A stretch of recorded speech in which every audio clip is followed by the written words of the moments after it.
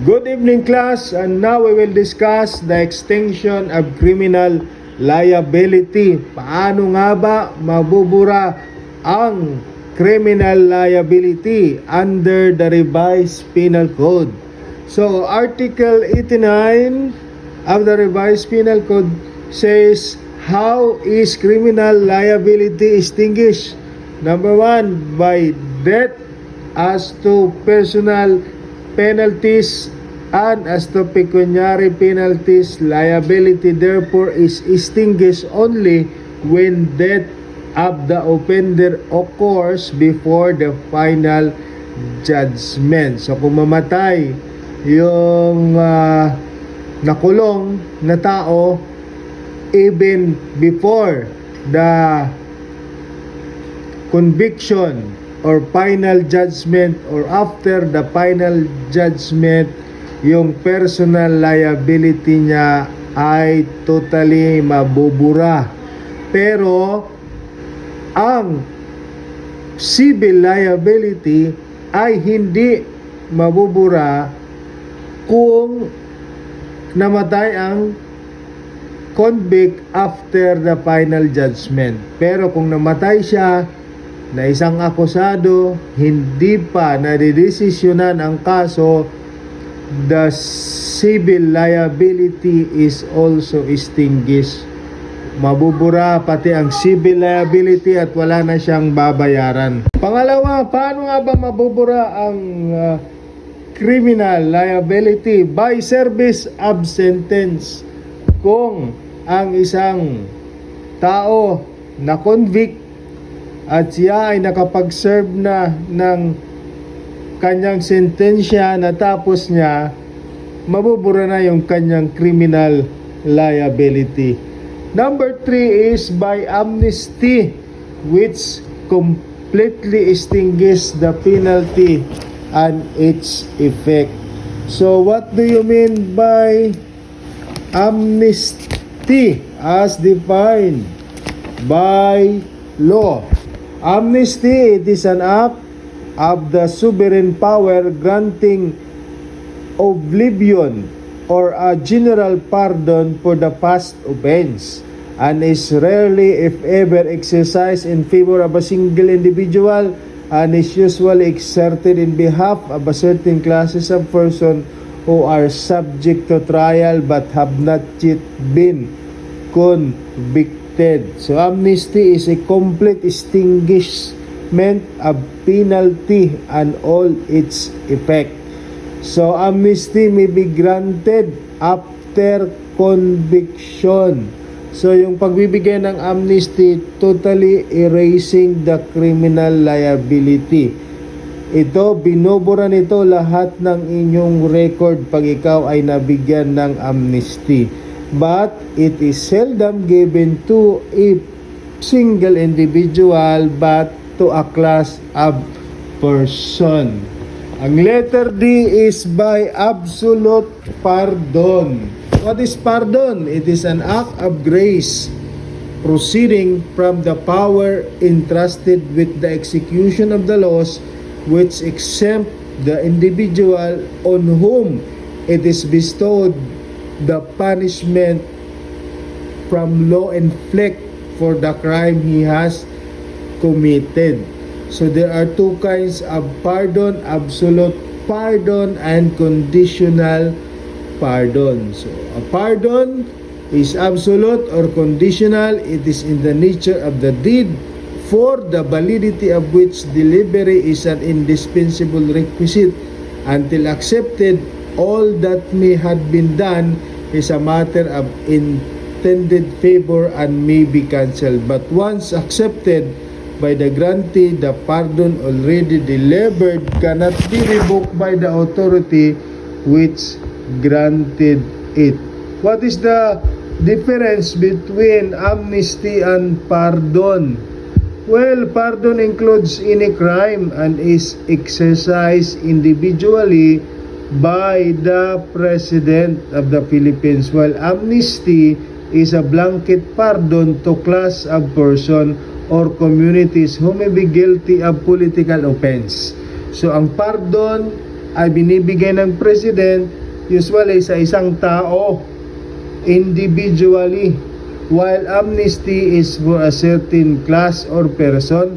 Usually they are found to be guilty of political offense. Number 2, what are the difference? Pardon is exercised when the person is already convicted. So mabibigyan lang siya ng pardon kapag ang tao ay already convicted. While amnesty may be exercised even before the trial or investigation. What else? Pardon looks forward and relieve the offender from consequences of an offense which he has been convicted, that it abolishes or forgive the punishment, and that for reason it does not work the restoration of rights to hold office or the right of suffrage unless rights may be restored by the terms of pardon. So sa pardon, it look forward. So even though mayroong pardon, hindi kasama dyan yung restoration to hold public office, or hindi dyan kasama yung karapatan mo na makaboto muli. Unlike in amnesty, which stands before the law precisely as though they had not committed in offense. So sa amnesty, lahat ng civil rights mo, karapatang bumoto at maging empleyado ng gobyerno ay ibabalik yan sa iyo, because amnesty totally erased the criminal liability. So pardon does not alter the fact that the accused is recidivist, because it produced the extinction only of personal effect of the penalty. So it does not excuse you from being recidivist if you are given a pardon. But amnesty makes an ex-convict no longer a recidivist, because it totally erased the criminal liability. So those are the difference between pardon and amnesty. What else? Ano pa yung nakapagpapabura ng criminal liability? The prescription of penalty also erase the criminal liability of a person. So later on we will discuss what is prescription of penalty and prescription of crimes. Then last is the marriage of an offended woman as provided in Article 344 of this code. So this is in a case of rape. So kung ang babae ay nagpatawad sa lalaki na nakagawa ng kasalanan o rape sa kanya at sila ay nag-asawa, then the criminal liability will be extinguished. Mabubura yung criminal na pananagutan ng lalaki na gumawa ng krimen na rape kung nag-asawa sila ng. So what is Article 90? These are the prescription of crimes. So ito yung panahon na binibigay ng ating revised penal code kung saan maaari kang makapagsampa ng kaso. Kung tinulugan mo ang iyong karapatan sa loob ng mahabang panahon, mawawalan ka ng karapatan na mag-file ng kaso. Halimbawa dito, yung crimes punishable by death, reclusion perpetua or reclusion temporal, it shall prescribe in 20 years. Crimes punishable by other afflictive penalty shall prescribe in 15 years. Those punishable by correctional penalty shall prescribe in 10 years, with the exception of those punishable by arresto mayor, which shall prescribe in 5 years. The crime of libel or similar offense shall prescribe in 1 year.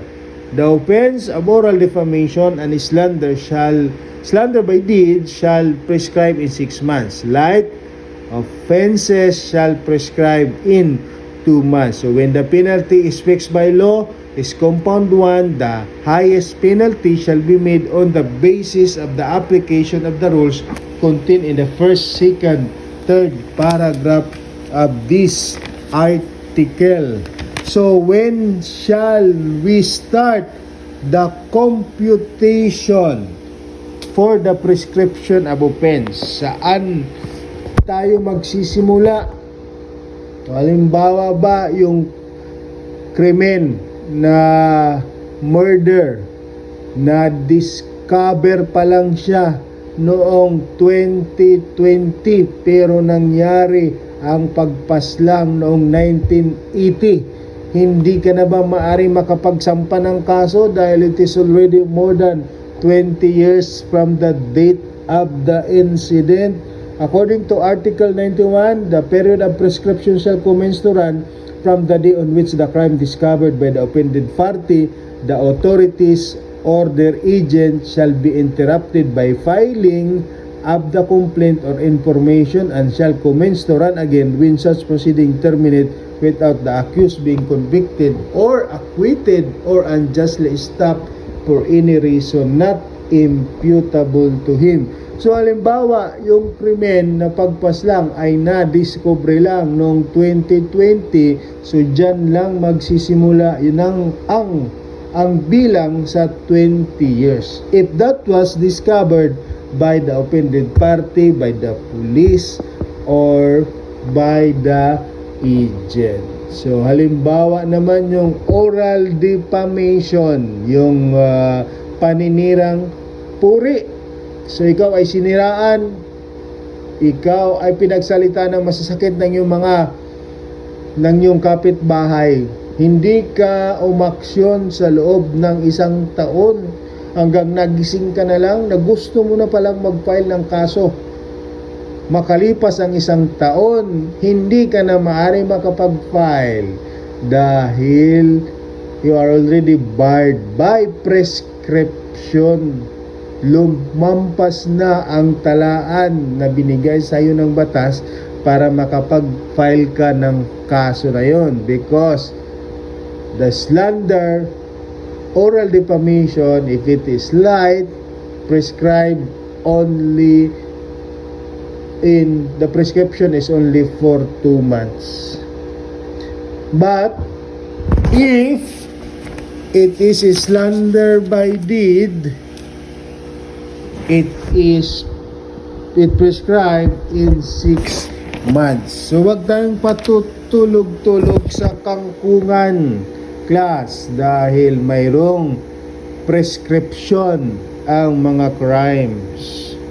Now, what about for special law, special penal law?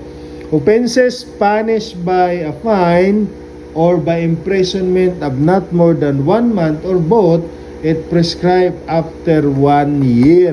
Offenses punished by imprisonment for more than 1 month but less than 2 years, it prescribed in 4 years. Offenses punished by imprisonment for 2 years or more than but less than 6 years, 8 months. Offenses punished by imprisonment for 6 years or more than after 12 years. Offenses under Internal Revenue Law has a prescription of 5 years. Violation of municipal ordinance for 2 months, and violation of regulation or condition of certificate of convenience by the Public Service Commission after 2 months. So yun po ang prescription of crimes. Now we go to Article 92. How and when penalties are prescribed. So this refers to prescription of penalty. So death and reclusion perpetua, it will prescribe in 20 years. Other afflictive penalties prescribed in 15 years. Correctional penalty in 10 years with exception to arresto mayor, which prescribed in 5 years. Light penalties prescribed for only 1 year. So in Article 93, how do we compute the prescription of penalties? The period of prescription of penalty shall commence to run from the date when the culprit should evade the service of sentence, and it shall be interrupted if the defendant should give himself up, be captured, should go to some foreign country with this government has no extradition treaty, or should commit another crime before the expiration of the period of the prescription. So dito sa prescription of penalties, there are elements that the penalty is imposed by final sentence, that the convict evade the service of the sentence by escaping during the term of sentence, and that the convict who escaped from prison has not given himself up or had been captured or gone to a foreign country which we have no extradition treaty, or committed another crime that penalty has prescribed because the lapse of time from the date of evasion of the sentence by the convict. So dito sa prescription of penalty, dapat yung convict ay nasentensyahan na at siya ay tumakas mula sa pagkakakulong, at sinasabi ng ating batas na mayroong mga panahon kung kailan siya dapat ibalik at mahuli. So ang sabi dito, the prescription of crimes, for example, yung death and reclusion perpetua, imposable penalty, it prescribed in 20 years. So halimbawa si A nakulong, nasintensyahan, after 1 year tumakas siya sa bilangguan. So hindi siya nahuli sa loob ng 30 years na paghahanap sa kanya. Nahuli siya after 31 years, pwede pa ba siyang ibalik sa kulungan? Hindi na, because the crime has already, the penalty has already prescribed. Bakit nga ba pinapayagan ng batas yung evasion of service of sentence? Well, because if the convict under the confinement or at risk of being killed succeed in breaking jail and also succeed in evading the rearrest for certain period of time, which by no means is short, despite the effort of all instrumentalities of the government, including sometimes setting a price or reward on his head, which thereby enlist the aid of citizenry, and law calls off search for him and condones the penalty. But during the period of prescription, the escaped convict lives a life of hunted animals. So kung ikaw ay escapee, ikaw ay takas mula sa bilangguan, walang kapayapaan ang iyong buhay, because you will live like a hunted animals, hiding mostly in the mountains and the forest, in constant mortal fear of being caught.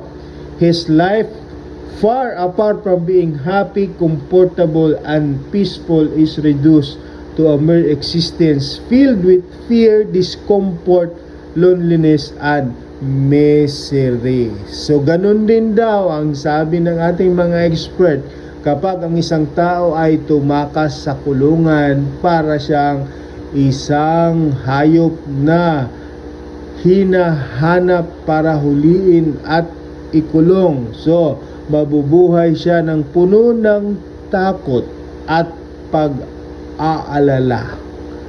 Wala siyang kapayapaan.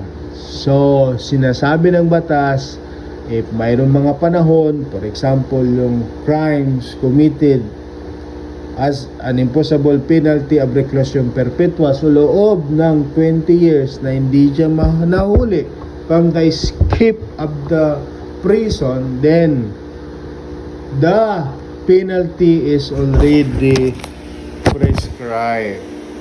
Now we go to Article 94, partial extinction of criminal liability. So, criminal liability is only partially extinguished.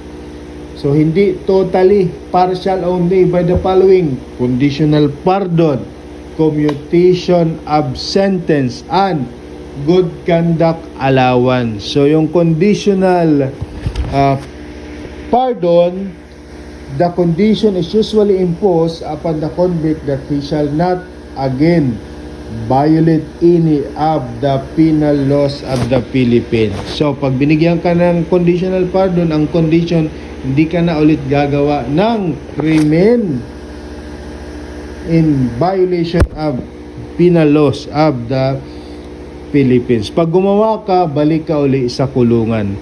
Commutation of sentence. It is a change of the decision of the court made by the chief executive by reducing the degree of penalty inflicted upon the convict or by decreasing the length of imprisonment or the amount of fine. So dito, pinapaiksi ang pagkakakulong o pinapababa ang fine ng isang tao na na-convict. Then number 3, by good conduct allowance. So there is a good news because in 2014, the law was amended and now the deductible good conduct time allowance to a qualified personnel, whether detained or convicted by final judgment, shall be entitled now for the deduction for a service of good conduct. So kapag magpapakabait ka sa loob, ito yung ibabawas sa yung pagkakakulong.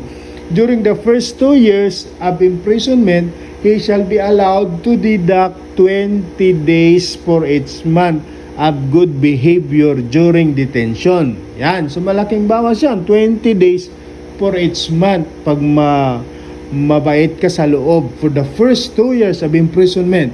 For the third to fifth year of imprisonment, 23 days for each month ang ibabawas pag mabait ka sa loob. And the following year until 10th year of imprisonment, 23 years for each month will be also deducted for the good conduct allowance. And for the 11 and successive years, pag palagi kang mabait doon sa loob, 30 days for each month will be deducted or credited during detention. So yon yung good conduct time allowance. And that ends our class. That ends our discussion. Thank you for listening and watching the YouTube channel. Bye-bye.